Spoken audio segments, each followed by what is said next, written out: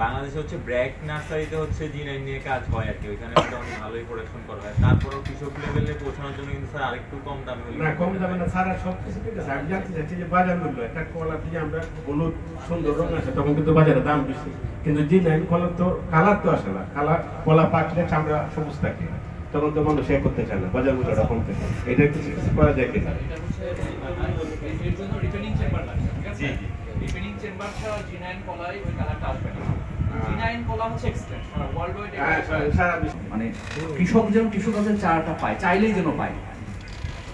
কৃষক বলতে আমার জিনাইন লাগাবো, আমি যেন চাইলেই কৃষকের চারাটা যেন আমি পাই, এর জন্য এই সাপ্লাইটা যেন আমরা দিতে পারি, সেই জন্য হচ্ছে আসলে এই প্রজেক্টটা। এবং আমরা আশা করি এই প্রজেক্ট এখানে একটা ফেজে 28 পর্যন্ত চলবে তা না, এটা কিন্তু কন্টিনিউয়াস চলবে। এই ধরনের প্রজেক্ট মানে চলতেই থাকে, এই ধরনের প্রজেক্ট মানে থেমে থাকে না। সেক্ষেত্রে আমাদের তরুণ গবেষক যারা আছে তাদের কিন্তু কাজের সুযোগ কিন্তু সামনে আছে। হ্যাঁ, বেসরকারি লেভেলেও কিন্তু টিস্যু কালচার নিয়ে বেশ কাজ হচ্ছে, সেখানে কিন্তু আপনাদের কাজের একটা সুযোগ তৈরি হবে, কারণ আপনার একটা রিসার্চ পেপার থাকবে, আপনি এটা নিয়ে কাজ করার সুযোগ থাকবে, তাই না? সুতরাং আমাদের আশা হচ্ছে কত টাকা আমরা দিচ্ছি, সামান্য কিছু টাকা আমরা স্যার দিচ্ছি, আমরা একটা গবেষণাতে 1,95,000 টাকা দিচ্ছি স্যার, ঠিক আছে? 1,95,000 টাকা দিচ্ছি।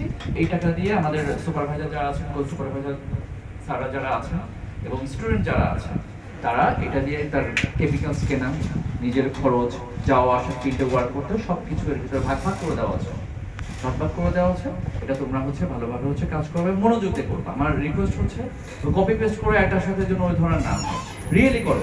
রিসার্চ ফাইন্ডিং মানে পজিটিভ নাও আসতে পারে, আমার কিন্তু একটা রেজাল্ট হচ্ছে নেগেটিভও আসতে পারে। আমি 3টা দেখা মিডিয়া নিয়ে কাজ করলাম, নট নেসেসারি যে এর ভিতরে যে কোনো একটা মিডিয়াকে আমার দেখাতে হবে যে খুব ভালো কাজ করছে, হতে পারে যে 3টা মিডিয়ার একটাও কাজ করছে না, কিন্তু এটাও একটা রেজাল্ট, নেগেটিভ রেজাল্ট একটা রেজাল্ট, কারণ এই 3টা মিডিয়া আমরা ব্যবহার করব না।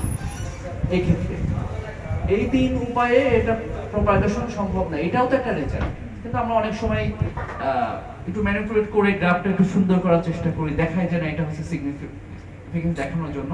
আমাদের অনুরোধ হচ্ছে অন্তত আমাদের এই প্রজেক্টের গবেষণায় প্লিজ এটা হচ্ছে দরকার নাই, যা আসবে তাই, কোনো বিষয় না, যা রেজাল্ট আসবে তাই যেন হয়, কারণ এটা হচ্ছে একদম ফিসে যাবে। তোমাদের এই রেজাল্ট নিয়ে কিন্তু আমরা কিন্তু পরবর্তী কাজ করবো, কিন্তু তখন যদি ফেলিয়ার হয়, তখন যদি না হয়, তখন কিন্তু তোমরা কিন্তু ধরা বলবে যে না এটা হচ্ছে ভুলই হচ্ছে, ঠিক আছে?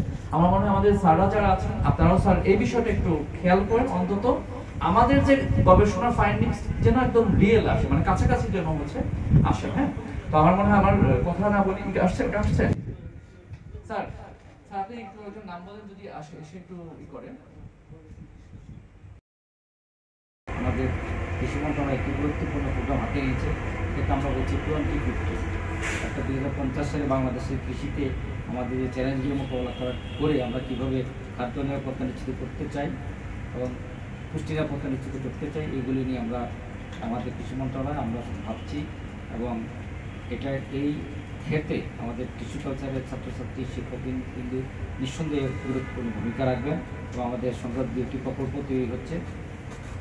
আমি আর কথা বাড়াবো না, আমাদের যেহেতু কাজ আছে, আমি কর্তৃপক্ষকে ধন্যবাদ জানাই এবং সকলের কাছে কৃতজ্ঞতা প্রকাশ করছি। আমি আপনাদের স্যার আপনি একটু একজন নাম বলেন যদি আসে, এসে একটু ই করে।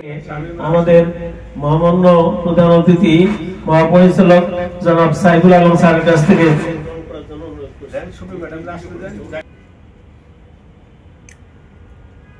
স্যার একটু